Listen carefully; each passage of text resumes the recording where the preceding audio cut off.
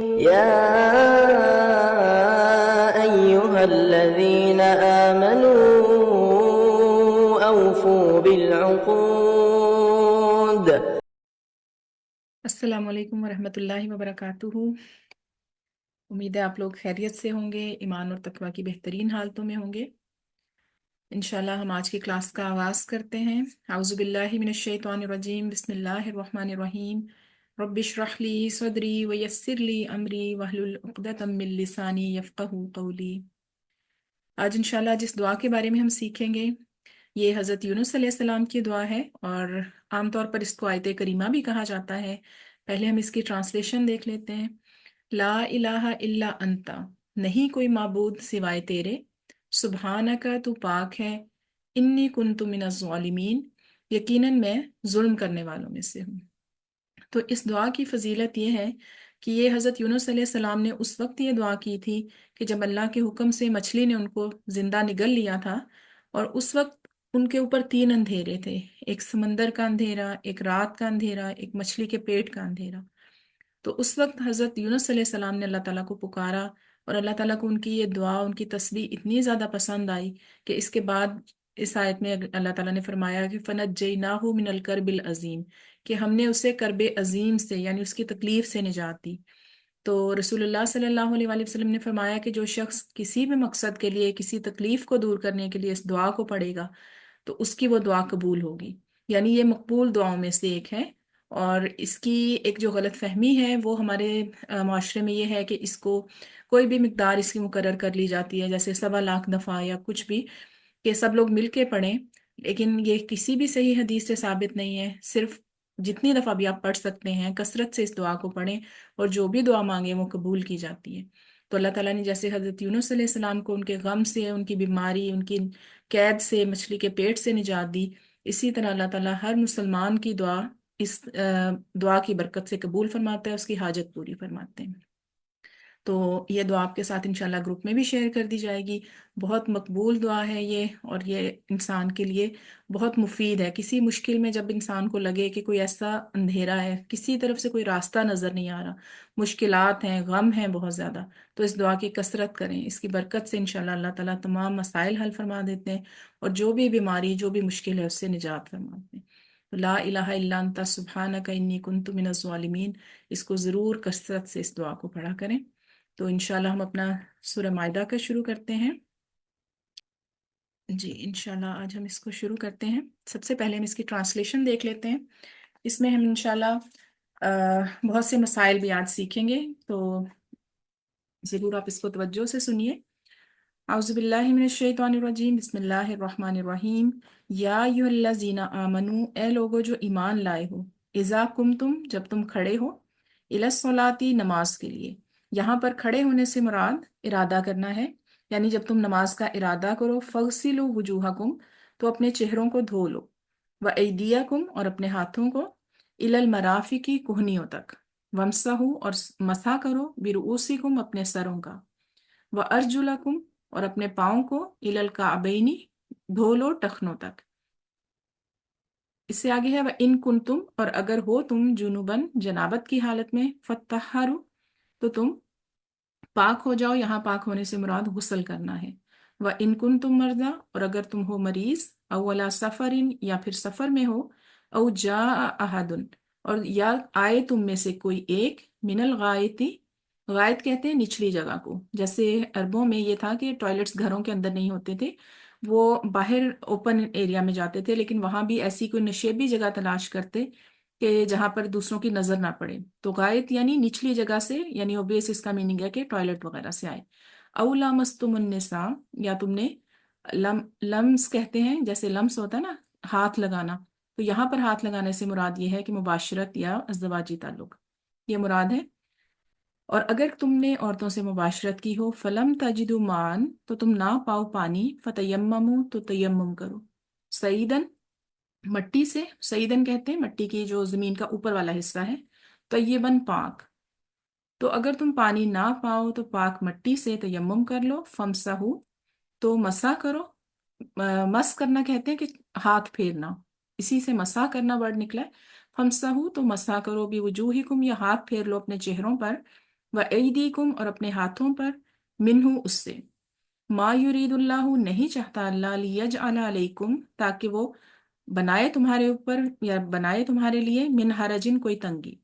वलाकिन युरीदु, बल्कि वो इरादा रखता है, लियुत्तहिरकुम, ताकि वो तुम्हें पाक करे, वलियुतिम्मा निअमतहु, और ताकि वो पूरी करे अपनी नेमत, अलैकुम, तुम पर, लअल्लकुम तशकुरून, ताकि तुम शुक्र करो। आज इंशाल्लाह हम यही एक आयत पढ़ेंगे और इसमें जो जो अहकामात हैं उनको तफसील से सीखेंगे, क्योंकि ये अहकामात ऐसे हैं कि जो फ़र्ज़ के दर्जे में आते हैं। जो कहा गया ना कि तलबुल इल्म फरीज़तन अला कुल्ली मुस्लिम, कि इल्म हासिल करना हर मुसलमान पर फ़र्ज है। तो वो ये इल्म है कि जो फ़राइज़ का जिनसे ताल्लुक़ है। ठीक है, इससे पहले जैसे हमने पहले की आयत में पढ़ा कि अल्लाह ताला ने खाने पीने में पाकीज़ा और तैयब चीज़ों का जिक्र किया, फिर उसके बाद शादी ब्याह का जिक्र किया कि अगर अहले किताब से भी निकाह करो तो उसमें से भी पाक दामन, यानी पाक औरतों को मुंतखब करो। और अब क्या आ गया, अब इबादात का जिक्र आ गया, और इबादात की जो बेस है वो क्या है, तहारत। अगर किसी की तहारत, वज़ू, गुस्ल वगैरह कंप्लीट नहीं है या सुन्नत के मुताबिक नहीं है, तो फिर उसकी इबादात भी जो है वो पसंदीदा या कामिल नहीं हो सकती। और हम सबकी जैसे ख्वाहिश है कि हमें अल्लाह ताला का कुर्ब नसीब हो, तो अल्लाह ताला का कुर्ब उन लोगों को नसीब होता है कि जो पाक साफ रहना पसंद करते हैं। मोमिन की निशानी ही यही है कि वो अपनी ग़िज़ा में, अपनी खुराक में पाक और मुतहहिर जो चीज़ें हैं, तैयब चीज़ें हैं, उनका इंतखाब करता है।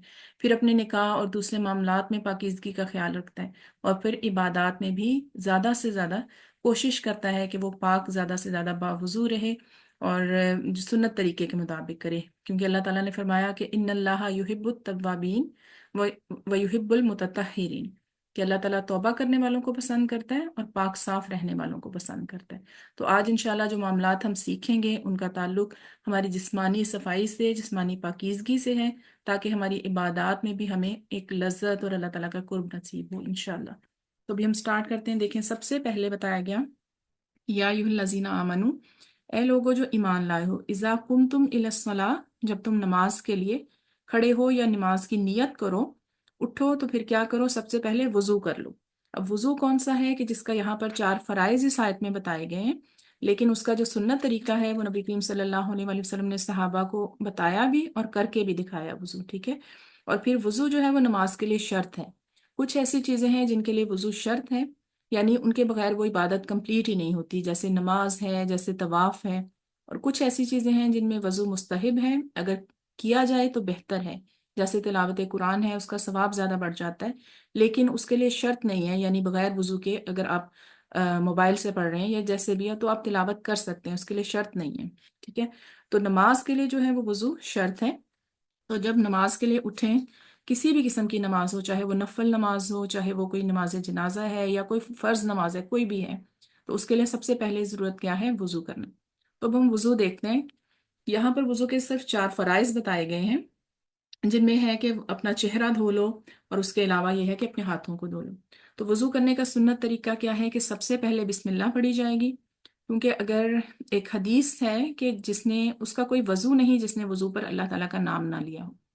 सबसे पहले वज़ू के फ़राइज़ देखते हैं, आपने बिस्मिल्लाह पढ़ ली, और नीयत सबसे ज़्यादा ज़रूरी है कि जब इंसान जाता है तो एकदम जाके वज़ू नहीं शुरू कर देता, दिल में इरादा होता है कि अब हम नमाज शुरू करने वाले हैं और वज़ू करने जा रहे हैं। ठीक है, वज़ू के 4 फ़र्ज़ ऐसी चीज़ें हैं जो मस्ट हैं, इनके बगैर वज़ू कंप्लीट नहीं होता। चेहरा धोना, फिर दोनों हाथों को कोहनियों तक धोना। ठीक है, हाथों को कोहनियों तक धोने से मुराद ये है कि जो आधे बाजू तक, कोहनियों तक से मुराद कोहनियों समेत है, कोहनियाँ गीली नहीं रहनी चाहिए।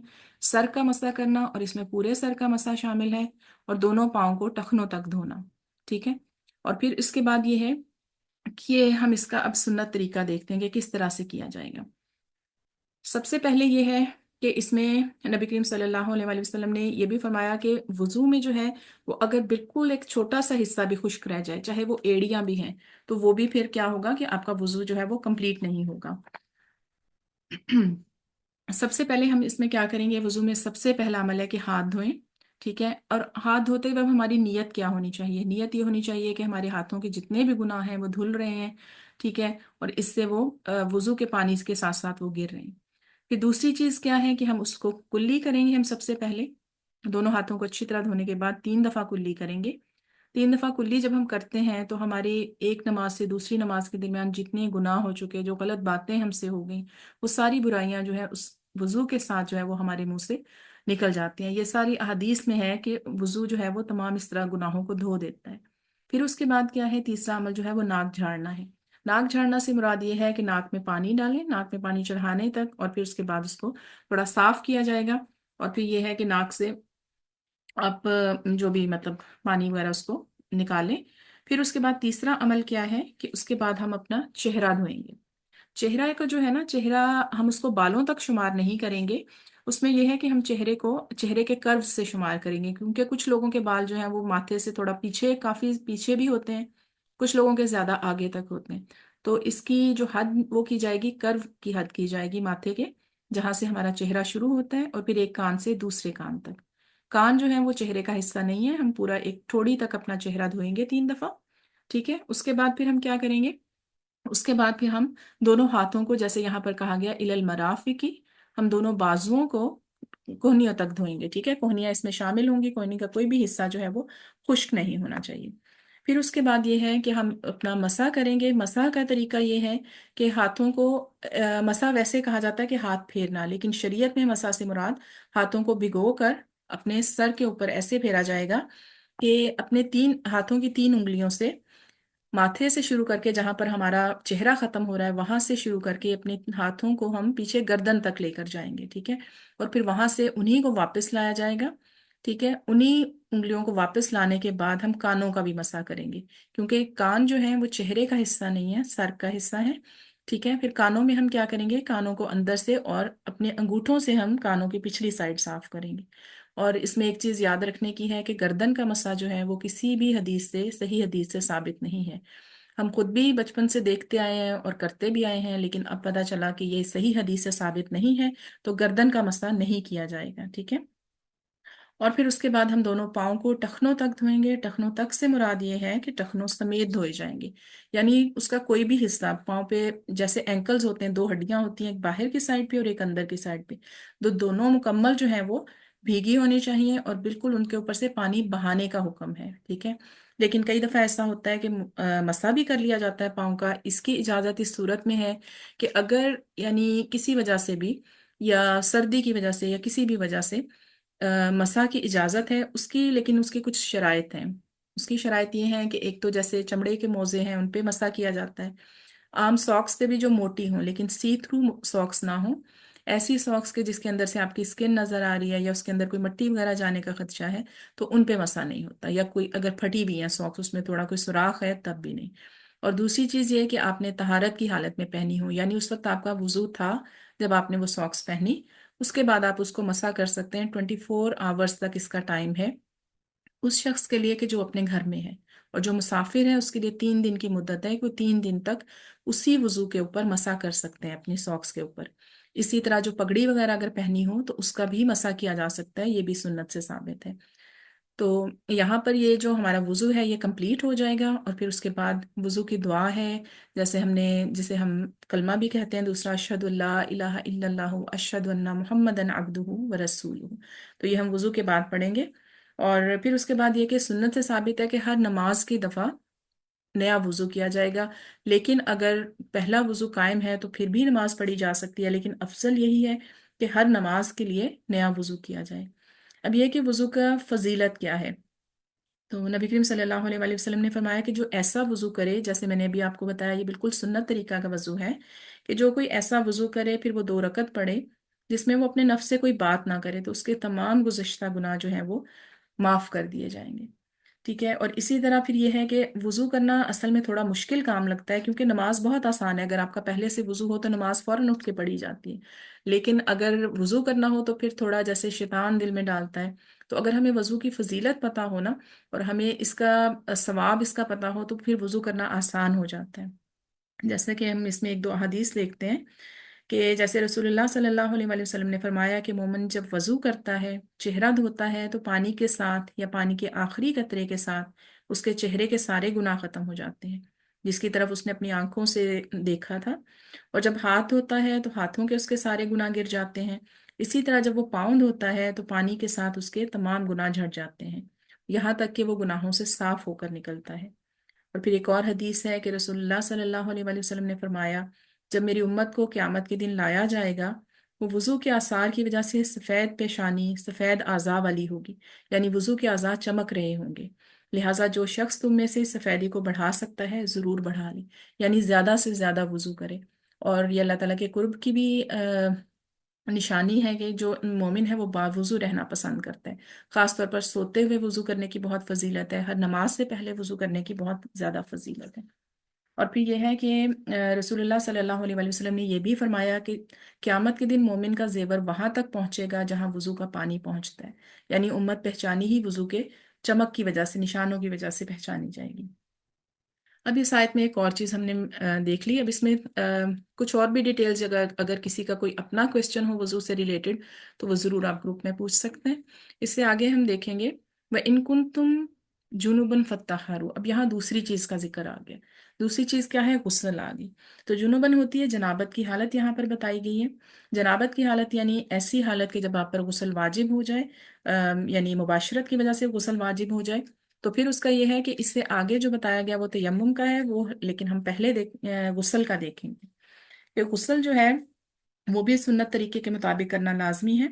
ٹھیک ہے، غسل سے مراد بدن پر پانی بہانا ہے، یعنی پورے بدن پر پانی بہایا جائے۔ ٹھیک ہے، اور پھر یہ ہے کہ غسل میں تمام بدن کا دھونا واجب ہے، کوئی بھی جسم کا حصہ جو ہے وہ خشک نہیں رہنا چاہیے۔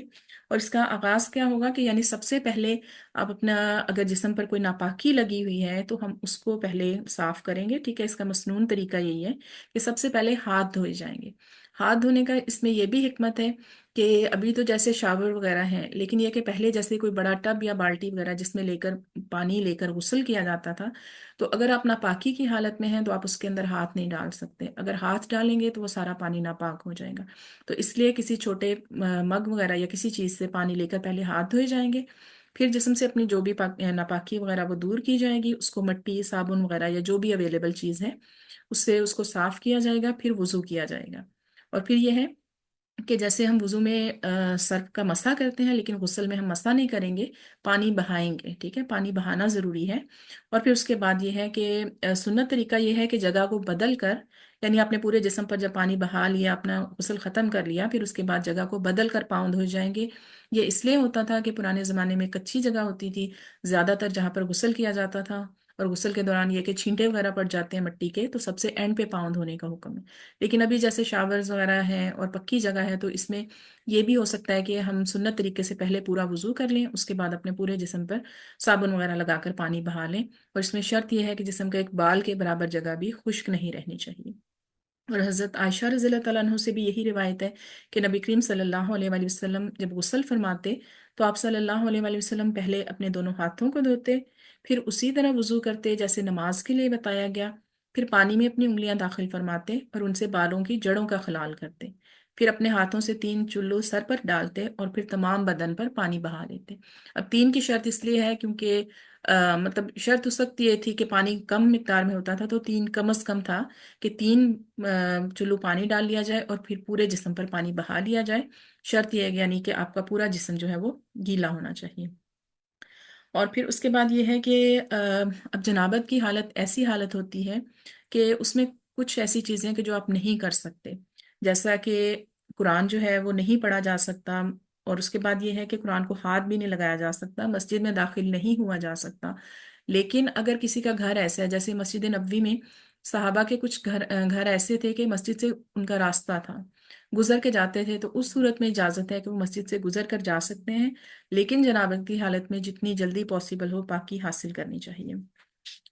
ٹھیک ہے، اس کے بعد ہے آگے ایک اور ذکر آ گیا۔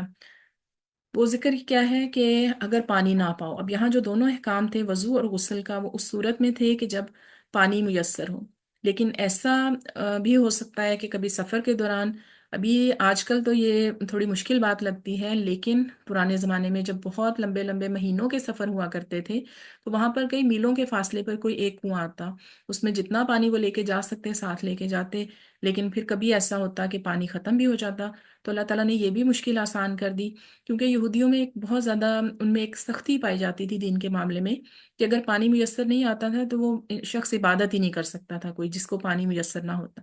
لیکن اللہ تعالیٰ کی حکمت ہے، اللہ تعالیٰ کا فضل ہے کہ اللہ تعالیٰ نے ہمارے لیے تیمم کے احکامات بھی نازل فرمائے، اب اس کا جو واقعہ نا وہ بہت ہی ایک خوبصورت واقعہ، میں ضرور آپ کے ساتھ شیئر کرنا چاہوں گی یہ واقعہ، کہ سیدہ عائشہ رضی اللہ تعالیٰ عنہا بیان کرتی ہیں کہ ایک سفر میں ہم نبی کریم صلی اللہ علیہ وآلہ وسلم کے ساتھ تھے۔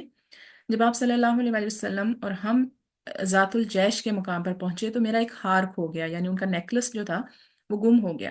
اب رسول اللہ صلی اللہ علیہ وآلہ وسلم اس کی تلاش میں وہیں پر ٹھہر گئے، اور آپ کے ساتھ جتنے صحابہ تھے وہ سب وہیں پر ٹھہر گئے۔ اب آس پاس کوئی پانی بھی نہیں موجود تھا۔ پھر لوگ سیدنا ابو بکر صدیق رضی اللہ تعالیٰ عنہ کے پاس آئے اور کہا کہ سیدہ عائشہ نے یہ کیا کام کیا، تمام لوگوں کو ٹھہرا دیا، اب پانی بھی نہیں ہے کہیں اور نہ ہی لوگوں کے پاس ہے، تو ہم کیسے وضو کریں گے؟ تو سیدنا ابو بکر صدیق رضی اللہ تعالیٰ عنہ اس بات پر حضرت عائشہ سے بہت ناراض ہوئے، ان کے پاس آئے، کچھ خفا بھی ہوئے، اور ان کو تھوڑا سا ہاتھ سے جیسے ہلکا سا دھکا دینا ایسا بھی کیا انہوں نے۔ تو وہ بہت زیادہ اس بات پہ ناراض تھے، لیکن اللہ تعالیٰ نے رحمت کی کہ اللہ تعالیٰ نے تیمم کا حکم نازل کر دیا، اور پھر یہ کہ لوگوں نے حضرت ابو بکر صدیق رضی اللہ تعالیٰ عنہ کو کہا کہ اے آل ابی بکر، یہ تمہاری پہلی برکت نہیں ہے۔ یعنی پھر سیدہ عائشہ رضی اللہ تعالیٰ عنہ فرماتی ہیں کہ ہم نے اس اونٹ کو اٹھایا تو اس کے نیچے سے ہار بھی مل گیا، اور مسلمانوں پہ یہ بھی رحمت نازل ہو گئی کہ پانی نہ ہونے کی صورت میں وہ عبادت کس طرح کریں گے۔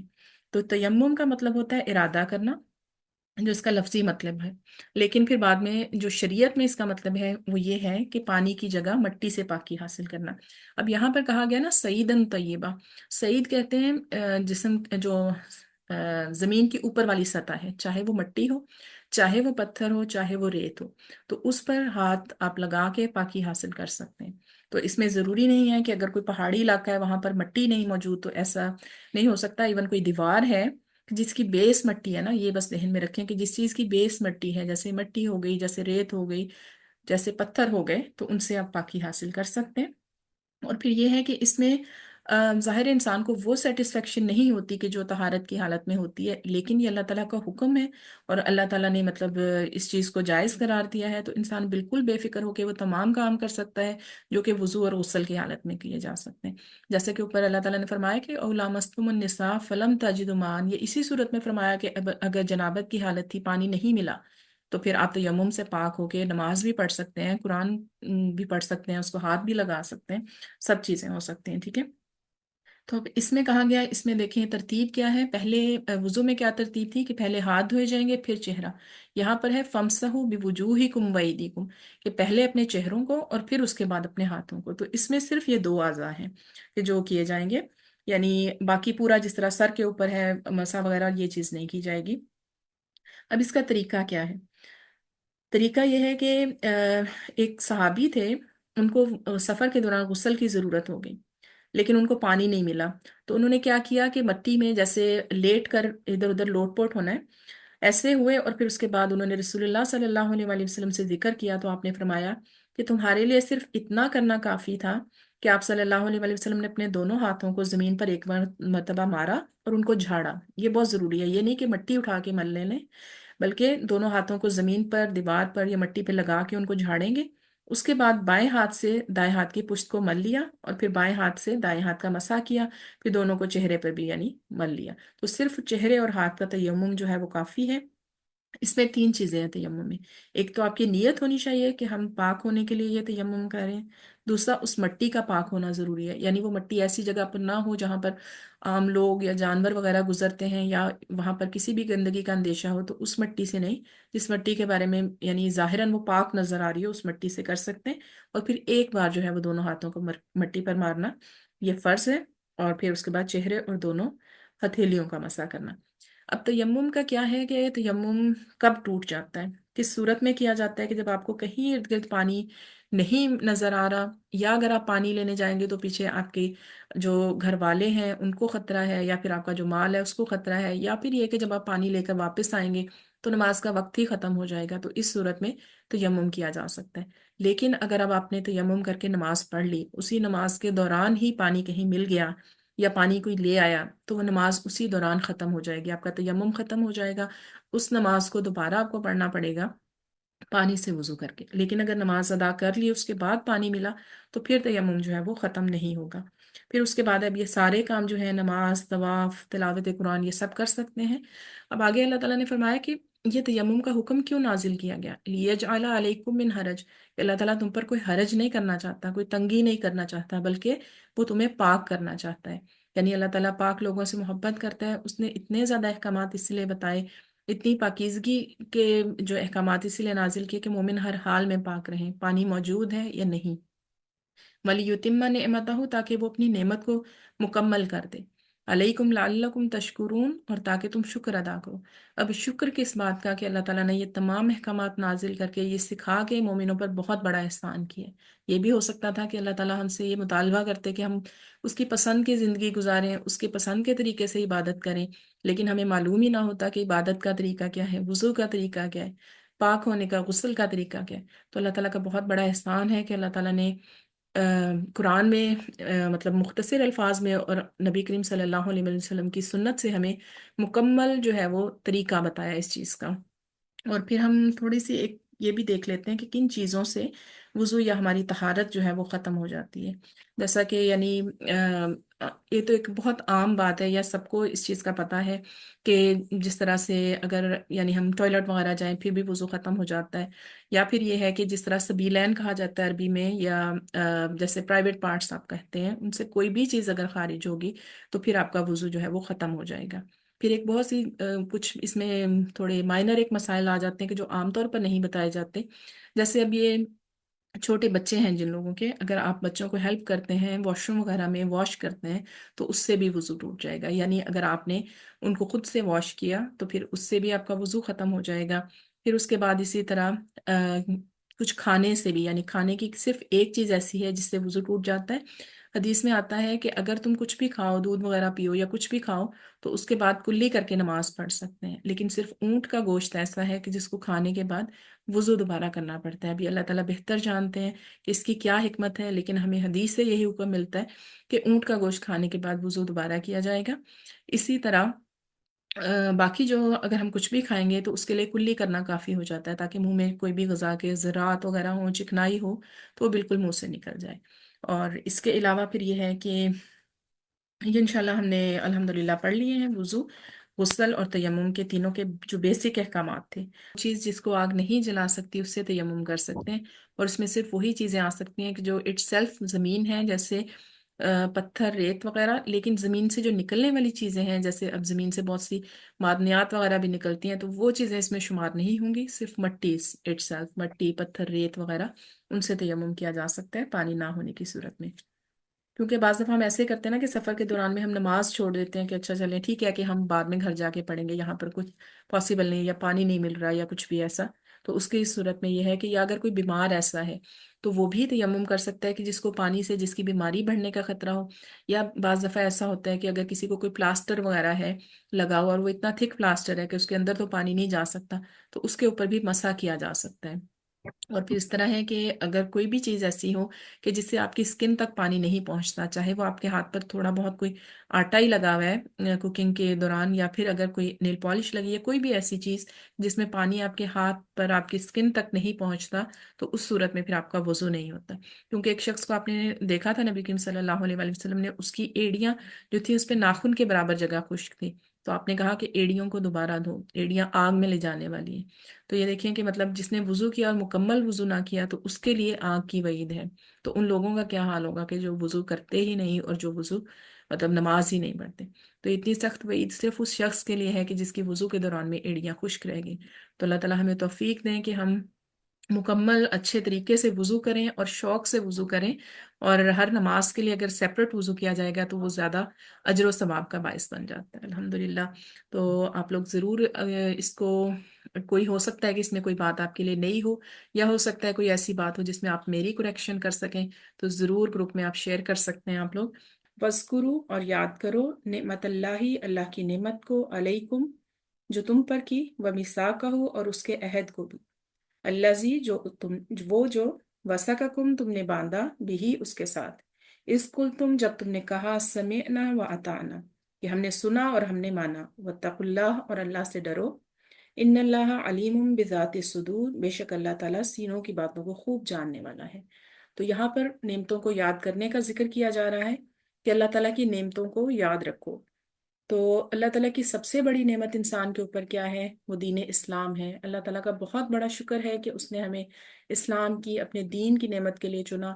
ہمیں کسی ایسے گھرانے میں پیدا نہیں کر دیا کہ جہاں پر ہمارے والدین ہمیں یہودی یا عیسائی بنا دیتے اور یا ہم اپنے مرتے دم تک اس چکر سے نہ نکل سکتے۔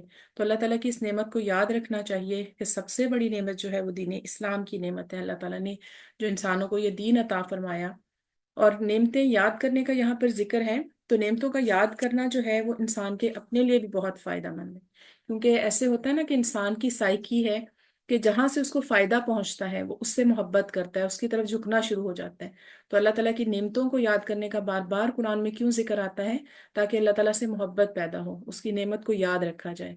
پھر انسان کے اندر اپنی بھی ایک خوشی کا احساس پیدا ہوتا ہے، کیونکہ اگر کوئی چیز حاصل ہوتی ہے نا، کوئی سینس آف اچیومنٹ ہو، انسان اپنی نعمتوں کو جو جو سے ملا ہے انہیں یاد کرے، تو انسان کے اندر سے مایوسی ختم ہوتی ہے۔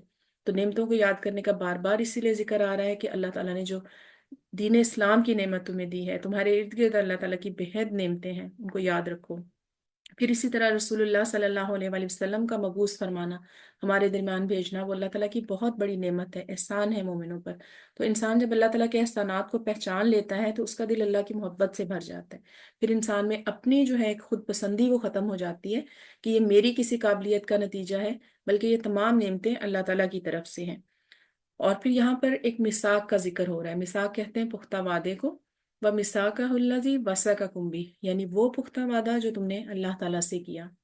وہ کون سا وعدہ ہے؟ یہاں پر وعدہ الست بھی مراد ہے۔ یہ وہ وعدہ ہے کہ جب اللہ تعالیٰ نے حضرت آدم علیہ السلام کو پیدا کیا، ان کی پشت سے تمام انسانوں کی روحوں کو پیدا کیا، اور ان روحوں کو اپنے سامنے کھڑا کر کے اللہ تعالیٰ نے پوچھا کہ کیا میں تمہارا رب نہیں ہوں؟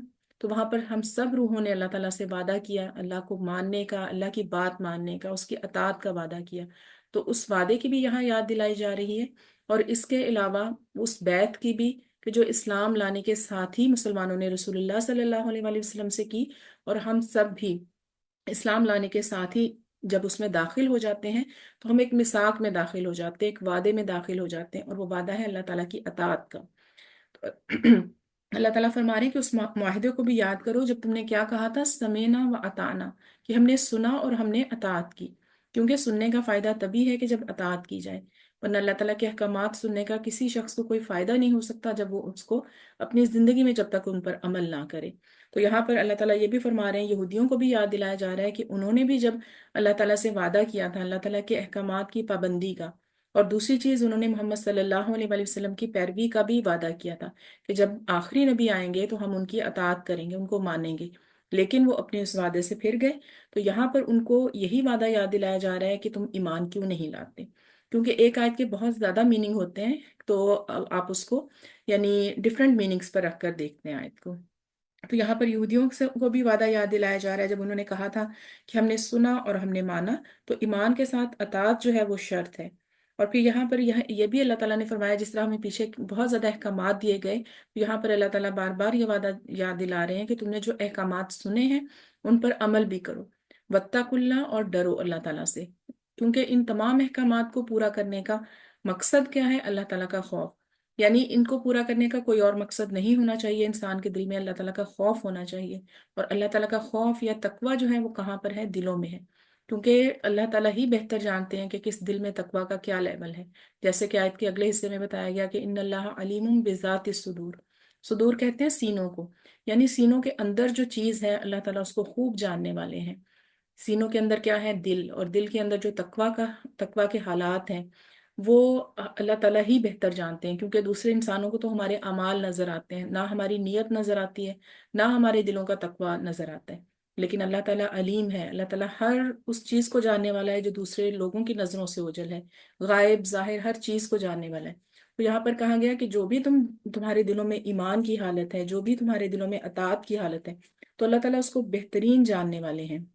اس لیے اپنے اعمال کو جو ہے وہ اللہ تعالیٰ سے پوشیدہ نہ سمجھو، اور اس کے علاوہ یعنی اپنے دلوں کو، یہاں پر دلوں کی پاکیزگی کی طرف بھی آ رہا ہے کہ اپنے دلوں کو نافرمانی کے خیالات سے پاک کرو۔ تو آگے مزید کچھ احکامات انشاءاللہ ہم پڑھتے ہیں نیکسٹ آیت میں۔ یا ایھا الذین آمنو، اب دیکھیں یہاں بار بار ایمان کے لحاظ سے انسانوں کو مخاطب کیا جا رہا ہے۔ یا ایھا الذین آمنو، اے لوگو جو ایمان لائے ہو، کونوا قوامین، قوامین کہتے ہیں، قوام کہتے ہیں قائم رہنے والا، یعنی ایک بہت سختی سے قائم رہنے والے کو۔ کونو قوامینا، خوب قائم ہو جاؤ، للہ اللہ تعالیٰ کے لیے، شہداء بالقسط، انصاف کے ساتھ گواہی دینے والے۔ ولا یجرمنکم شنآن، اور نہ تمہیں مجرم بنا دے دشمنی، قومن کسی قوم کی، علی اللہ تعدلوا، اس بات کے کہ تم عدل نہ کرو، اعدلوا، عدل کرو، ہوا اقرب للتقوی، یہی تقوی کے زیادہ قریب ہے، واتقوا اللہ، اور اللہ تعالیٰ سے ڈرو، ان اللہ خبیر بما تعملون، اور اللہ تعالیٰ اس بات سے بخوبی واقف ہے جو تم عمل کرتے ہو۔ تو یہاں پر اللہ تعالیٰ نے فرمایا کہ انصاف کے ساتھ گواہی دینے والے بن جاؤ، یعنی پوری طرح اس چیز پر قائم ہو جاؤ۔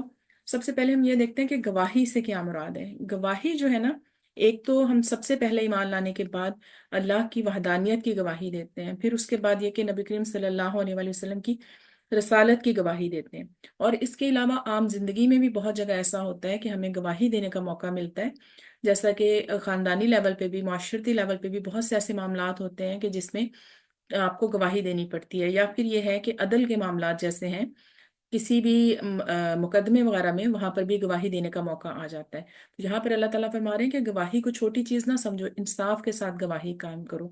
یعنی ہم بعض دفعہ یہ سمجھتے ہیں کہ خاندانی جھگڑوں میں یا کسی بھی بات میں اگر ہم کوئی کچھ بھی کہہ دیں گے تو اس کی ذمہ داری ہم پر نہیں آئے گی، کیونکہ وہ دو لوگوں کا معاملہ ہے، ایک شخص اگر کوئی زیادتی کر بھی رہا ہے تو وہی حساب دے گا، نہیں، جو گواہی دے رہا ہے وہ بھی اس میں پورا پورا شامل ہوگا۔ کہ جیسے ہمیں حدیث سے بھی پتہ چلتا ہے کہ ایک دفعہ سیدنا نعمان بن بشیر فرماتے ہیں کہ ان کے والد نے ان کو کوئی چیز ہبا کی، ہبا کہتے ہیں تحفتاً دینا، یعنی ابھی انہوں نے وراثت وغیرہ کی کوئی چیز نہیں تھی، کوئی تحفہ دیا انہوں نے ان کو باغ، اور پھر ان کی والدہ نے یہ کہا ان کے والد سے کہ میں اس وقت راضی نہیں ہوں گی اس وقت تک جب تک رسول اللہ صلی اللہ علیہ وآلہ وسلم اس بات پر گواہی نہ دیں۔ آخرکار وہ نبی کریم صلی اللہ علیہ وآلہ وسلم کے پاس گئے، آپ نے پوچھا کہ کیا تم نے باقی بچوں کو بھی ایسا ہی باغ دیا ہے؟ تو انہوں نے کہا کہ نہیں، ان کے والد نے کہا۔ تو آپ صلی اللہ علیہ وآلہ وسلم نے فرمایا کہ میں ظلم پر گواہ نہیں بنتا، یعنی اس میں صرف آپ صلی اللہ علیہ وآلہ وسلم کی وربل گواہی تھی، آپ نے وہ بھی دینا پسند نہیں کیا کہ یہ ظلم ہے، میں اس میں شامل نہیں ہوں گا۔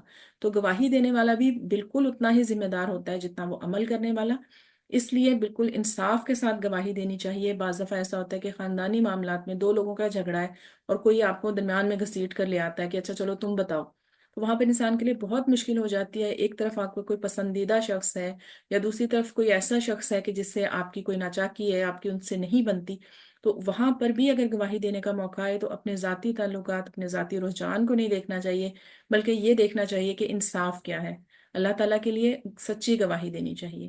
اور آگے بتایا جا رہا ہے وَلَا يَجْرِمَنَّكُمْ شَنَآنُ، اور نہ تمہیں مجبور کرے یا مجرم بنا دے دشمنی کسی قوم کی کہ تم انصاف نہ کرو۔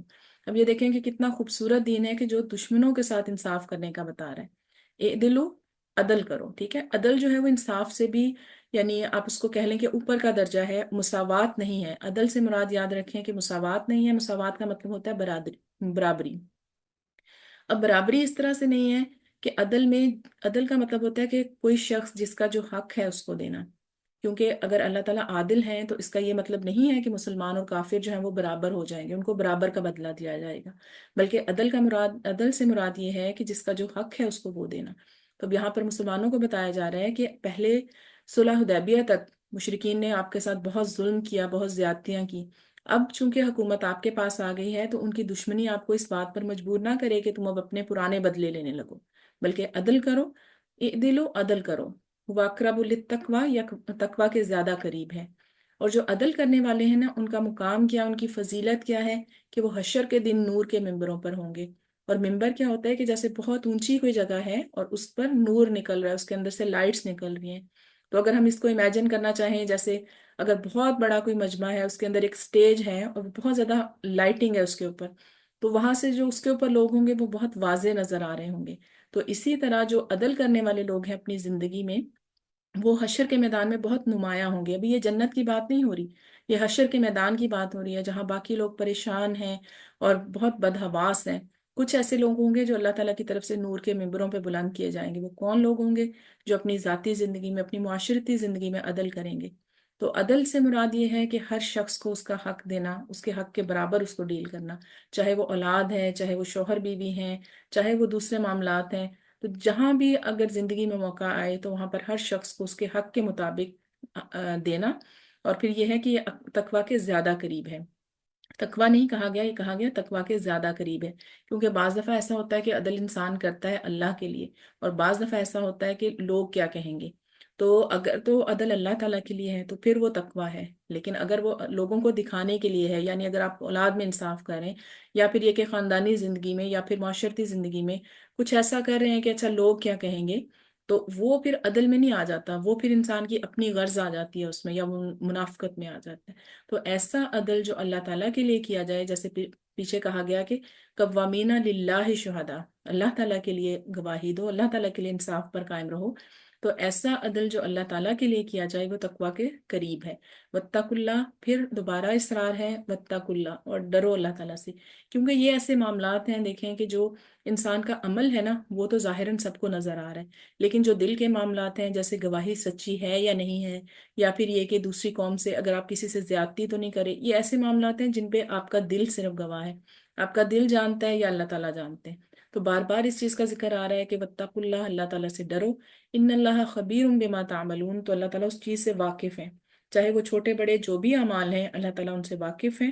اور پھر یہ ہے کہ اگر انسان کے اندر اس چیز کا یقین ہو جائے نا کہ جو بھی میرا معاملہ ہے اللہ تعالیٰ اس کی خبر رکھتے ہیں، تو پھر انسان جو ہے وہ اللہ تعالیٰ کے ڈر سے، تقوی سے بہت سے ایسے کام چھوڑ دیتا ہے کہ جو اللہ تعالیٰ کو پسند نہیں ہے، کیونکہ اللہ تعالیٰ آخرت میں ان کی جزا دینے والے ہیں. جیسا کہ اگلی آیت میں بتایا گیا، وعد اللہ الذین، وعدہ کیا ہے اللہ تعالیٰ نے ان لوگوں سے، آمنو جو ایمان لائے، وعملوا الصالحات، اور انہوں نے نیک اعمال کیے، لہم مغفرت، ان کے لیے مغفرت ہے، واجر عظیم، اور بہت بڑا اجر و ثواب ہے. تو یہاں پر اللہ تعالیٰ کا کیا وعدہ ہے کہ جو لوگ ایمان لائے. اب پیچھے جو احکامات دیے اللہ تعالیٰ نے، اس کے بعد آگے یہ ذکر ہو رہا ہے کہ جو لوگ ایمان لائے اور انہوں نے یہ عمل کیے. عامل الصالحات، نیک اعمال کیا ہوتے ہیں کہ جس میں انسان کی نیت بھی خالص ہو اور دوسرا اس کا طریقہ بھی صحیح ہو. یعنی کوئی بھی ایسا نیک عمل قابل قبول نہیں ہے جو کہ سنت طریقے کے مطابق نہیں ہے، اور کوئی بھی ایسا عمل قابل قبول نہیں ہے کہ جو سنت طریقے کے مطابق تو ہے لیکن اس میں نیت خالص نہیں ہے. تو اعمال صالح کے لیے دونوں چیزیں لازم و ملزوم ہے کہ اللہ کی رضا کے لیے عمل کیا جائے اور سنت طریقے سے کیا جائے. تو ایسے لوگ جو ہیں اللہ تعالیٰ نے ان سے وعدہ کیا ہے کہ ان کے لیے لہم مغفرت، ان کے لیے مغفرت ہے، وہ اجر عظیم، اور بہت بڑا اجر و ثواب ہے. اجر و ثواب یعنی کتنا بڑا؟ اس کی نیت کے حساب سے. جس شخص کی جتنی کوشش ہے، جتنی جس کی نیت خالص ہے اور جتنی اللہ کی رضا کے لیے اس نے کوشش کی، وہ اللہ تعالیٰ اس کے مطابق اس کا اجر و ثواب دیں گے، کیونکہ اللہ کے خزانے بہت وسیع ہیں، اور جتنا کوئی شخص جتنی اخلاص سے کوئی عمل کرے گا تو اللہ تعالیٰ اس کا ثواب بھی اتنا ہی بڑھا دیں گے. اور پھر اس کے بعد اگلی آیت میں ذکر ہو رہا ہے کہ والذین کفروا، وہ لوگ جنہوں نے کفر کیا، وکذبوا بآیاتنا، اور جنہوں نے ہمارے احکام کو جھٹلایا، اولئک اصحاب الجحیم، یہی لوگ دوزخی ہیں.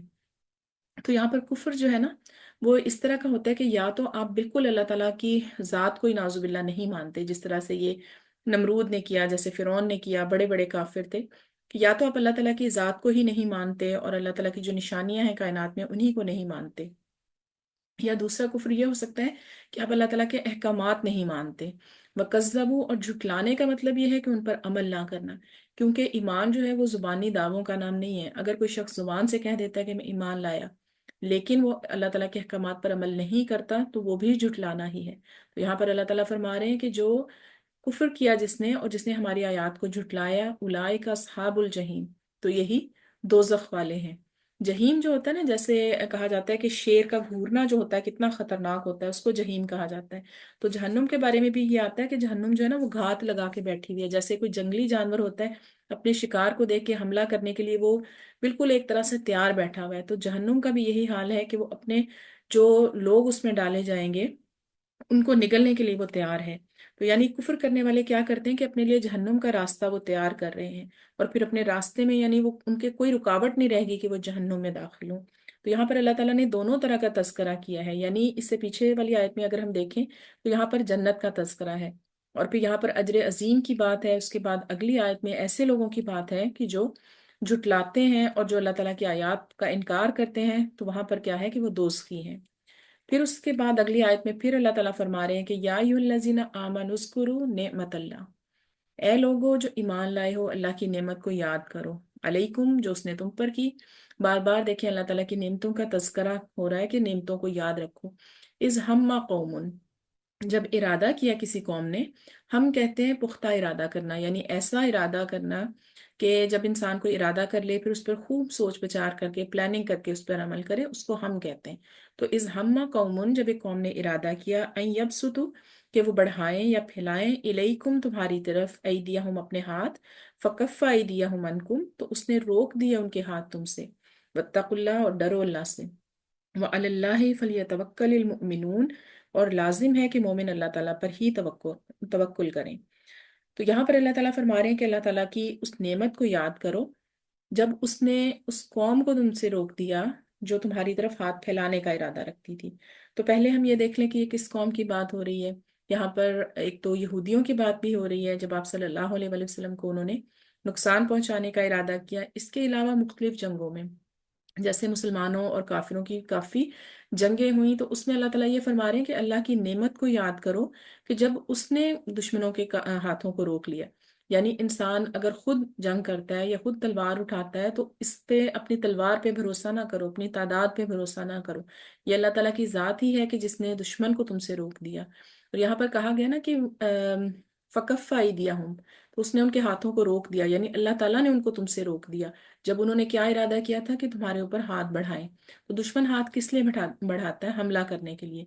اسی طرح اس آیت کے پس منظر میں بہت سے واقعات بیان کیے جاتے ہیں کہ جیسے ایک دفعہ نبی کریم صلی اللہ علیہ وآلہ وسلم ایک درخت کے نیچے آرام فرما رہے تھے، اور پھر وہاں پر ایسے ہوا کہ ایک دیہاتی بیٹھا ہوا تھا، وہ اٹھا تو اس نے آپ صلی اللہ علیہ وآلہ وسلم پر تلوار ایسے آپ کے اوپر تان لی اور کہا کہ آج تمہیں مجھ سے کون بچائے گا؟ تو آپ صلی اللہ علیہ وآلہ وسلم نے فرمایا کہ اللہ، یعنی آپ کا اتنا روب طاری ہو گیا کہ اس کے ہاتھ سے تلوار گر گئی۔ یہ بھی واقعہ بیان کیا جاتا ہے۔ پھر اس کے علاوہ یہودیوں نے ایک دفعہ ارادہ بنایا کہ نبی کریم صلی اللہ علیہ وآلہ وسلم کو نعوذ باللہ قتل کر دیا جائے۔ انہوں نے آپ کو اپنے ہاں بلایا، اور اس کے بعد ان میں سے ایک شخص نے یعنی یہ ارادہ کیا کہ ہم آپ کو باتوں میں مصروف کریں گے، اور کچھ شخص جو ہیں وہ دیوار کے اوپر چڑھ کے چکی کا پارٹ، ایک چکی جو ہوتی ہے نا جیسے وہ گرل ہوتی ہے سٹون کی، وہ آپ کے اوپر گرا دیں گے اور نعوذ باللہ آپ کو قتل کر دیں گے۔ لیکن اللہ تعالیٰ نے اس سے پہلے ہی آپ صلی اللہ علیہ وآلہ وسلم کو ان کے ارادے کی خبر دے دی اور آپ وہاں سے چلے گئے۔ تو بہت سے ایسے واقعات ہیں کہ جس میں اللہ تعالیٰ نے مومنوں کو دشمنوں کی چالوں سے محفوظ رکھا، اور پھر اس کے بعد یہ ہے کہ مسلمانوں کو فتح دی۔ اسی طرح جیسے ہم غزوہ احزاب میں بھی دیکھتے ہیں کہ احزاب کا مطلب یہ ہے کہ جب اتنی زیادہ قومیں جمع ہو کر آ گئیں، مشرکین اور اس کے علاوہ ان کے دوسرے جو یہودی قبائل تھے، یہ سب جمع ہو کر آ گئے کہ مسلمانوں کو آج ہم جڑ سے ہی ختم کر دیں گے۔ تو اللہ تعالیٰ نے ان پر ایسی ایک آندھی مسلط کی کہ جنگ کی نوبت ہی نہیں آئی، اور وہ سب کے سب جو تھے وہ ذلیل و خوار ہو کے واپس ہو گئے۔ تو یہاں پر کیا فرمایا جاتا ہے کہ اللہ تعالیٰ نے ان کے ہاتھوں کو تم سے روک دیا، تمہیں کوئی نقصان پہنچنے سے بچا لیا۔ تو یہ سب اللہ تعالیٰ کا بہت بڑا احسان ہے۔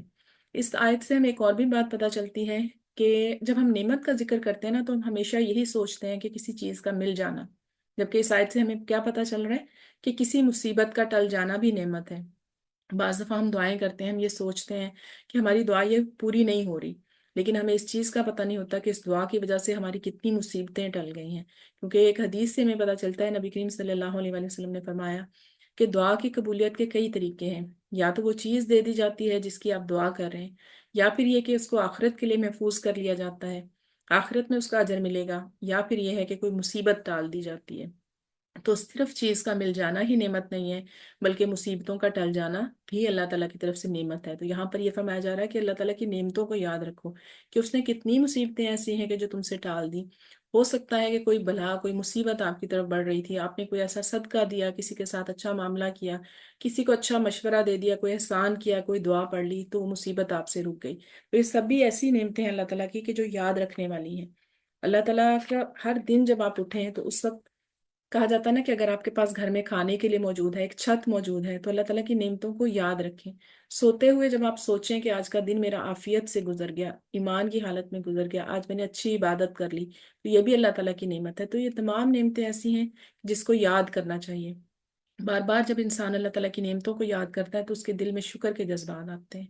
تو آگے اللہ تعالیٰ نے فرمایا کہ وَاتَّقُوا اللَّهَ، اور ڈرو اللہ تعالیٰ سے، اللہ تعالیٰ سے ڈرو، اللہ تعالیٰ کا تقوی اختیار کرو۔ یعنی مومنوں کو کس پر بھروسہ کرنا چاہیے؟ اللہ تعالیٰ پر ہی بھروسہ کرنا چاہیے۔ اب یہاں پر توکل کا ورڈ آ رہا ہے آگے۔ توکل کا مطلب کیا ہوتا ہے کہ پورا اعتماد۔ اب ایسا نہیں ہے کہ اعتماد ڈاواڈول ہو کہ اچھا شاید ہو جائے گا یا نہیں ہوا، یا اگر کوئی کام ہو جائے تو انسان اس کو اپنی اسکل کی وہ سمجھنے لگے کہ یہ میری وجہ سے ہوا ہے، اور اگر کچھ ایسا ہو جائے تو پھر اللہ تعالیٰ سے شکوے شکایتیں کرنے لگے، بلکہ توکل پورا بھروسہ کہ اللہ تعالیٰ میرے لیے جو بھی کرے گا وہ بہتر ہی ہوگا۔ اور یہاں پر توکل کا مطلب جو ہے نا وہ بالکل ہاتھ چھوڑ کر بیٹھ جانا نہیں ہے کہ اللہ تعالیٰ پر بھروسہ کر کے کچھ بھی نہ کرو، اس کو سستی یا کاہلی کہا جاتا ہے۔ اللہ تعالیٰ پر توکل یہ ہے کہ اپنے اسباب پورے اختیار کرو اور پھر اللہ تعالیٰ پر بھروسہ رکھو۔ جیسا کہ غزوہ احد میں ہم دیکھتے ہیں کہ نبی کریم صلی اللہ علیہ وآلہ وسلم نے 2 زرہیں پہنی۔ زرہ وہ ایک میٹل کا لباس ہوتا ہے کہ جو جب لڑائیاں ہوتی تھی نا تلواروں اور تیروں سے تو وہ پہنے جاتے تھے، اس کو زرہ کہتے ہیں۔ تو آپ صلی اللہ علیہ وآلہ وسلم نے 2 زرہیں پہنی، یعنی یہ نہیں تھا کہ آپ کے توکل میں نعوذ باللہ کمی تھی، بلکہ آپ نے اسباب اختیار کیے پھر اللہ تعالیٰ پر توکل کیا۔ تو ضروری یہ ہے کہ انسان جو ہے وہ اپنا توکل کرے اور ساتھ اسباب اختیار کرے، اور اپنی فتح یا اپنی کامیابی کا جو ہے نا وہ یہ نہ سمجھے کہ یہ میری وجہ سے ہے، بلکہ یہ اللہ تعالیٰ کی طرف سے ہے۔ اور پھر یہاں پر جیسے اللہ تعالیٰ نے ایک اور جگہ بھی فرمایا سورہ طلاق میں کہ وَمَن يَتَوَكَّلْ عَلَى اللَّهِ فَهُوَ حَسْبُهُ، اور جو اللہ تعالیٰ پر توکل کرتا ہے تو اللہ تعالیٰ اس کو کافی ہو جاتا ہے۔ یعنی زندگی کا کوئی بھی معاملہ ہو اس میں آپ اپنی محنت پوری رکھیں، اپنے اسباب پورے اختیار کریں، اور اس کے بعد جو ہے وہ توکل اختیار کریں۔ اور توکل کا تعلق اصل میں انسان کے ایمان سے بھی ہوتا ہے، یہ دل کی عبادت ہے کہ کسی کا جتنا ایمان ہوگا اتنا ہی اس کا توکل اللہ تعالیٰ پر زیادہ ہوگا۔ اور یہاں پر اللہ تعالیٰ فرما رہے ہیں کہ جیسے یہ کوئی بڑے چھوٹی باتیں نہیں ہیں، چھوٹے حادثات نہیں ہیں کہ جس قوم نے تمہاری طرف اپنے ہاتھ بڑھائے، یعنی چھوٹے معاملات نہیں ہیں کہ انہوں نے آپ کو جڑ سے ختم کرنا چاہا یا آپ پر اتنے حملے کیے یا مسلمانوں کو نقصان پہنچایا یا نبی کریم صلی اللہ علیہ وآلہ وسلم کو نعوذ باللہ ختم کرنے کا ارادہ کیا۔ تو ان سب کو یہ نہیں ہے کہ اب آپ ان سے بدلے لینا شروع کر دیں، بلکہ یہاں پر اللہ تعالیٰ سیلف کنٹرول کی ٹریننگ دے رہے ہیں کہ اللہ تعالیٰ نے تم پر احسان کیا کہ ان کے ہاتھوں کو تم ہم سے روک لیا، اب تم بھی اللہ تعالیٰ سے ڈرو، یعنی ان پر کوئی زیادتی نہ کرو۔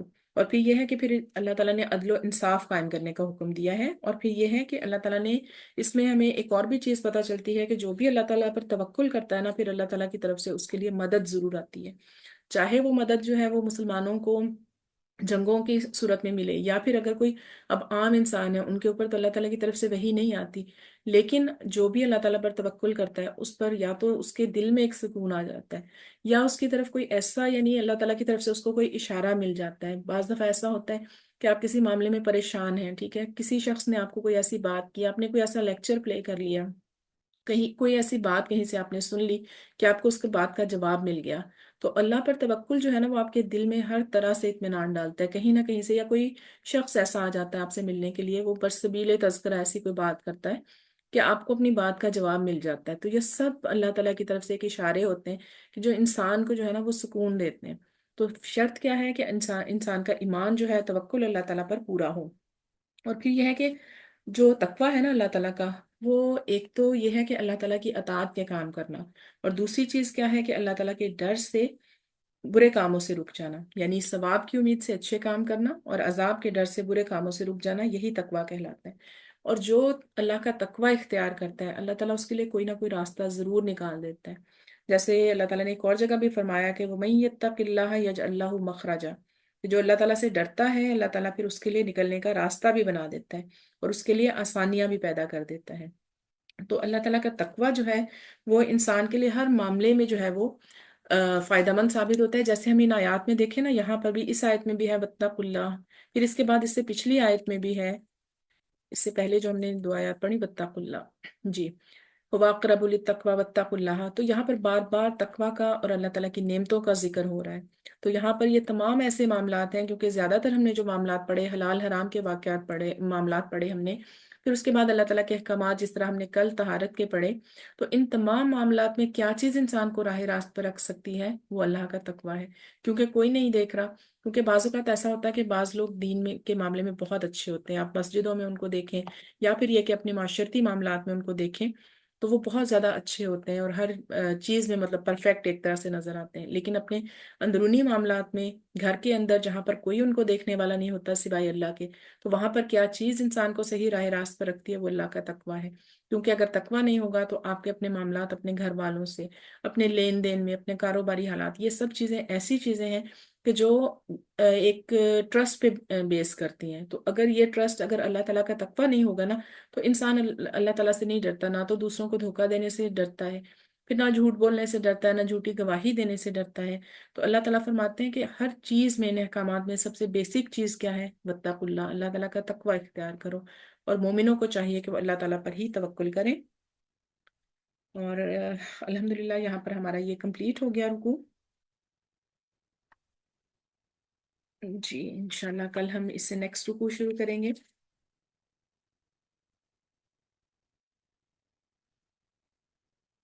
جی اور ایک جی اس میں تھوڑی سی ایک بات ایک مس ہو گئی، وہ میں آپ سے شیئر کر دوں. یہاں پر جو ہے نا، جو ہم نے پہلے آیت پڑھی تھی،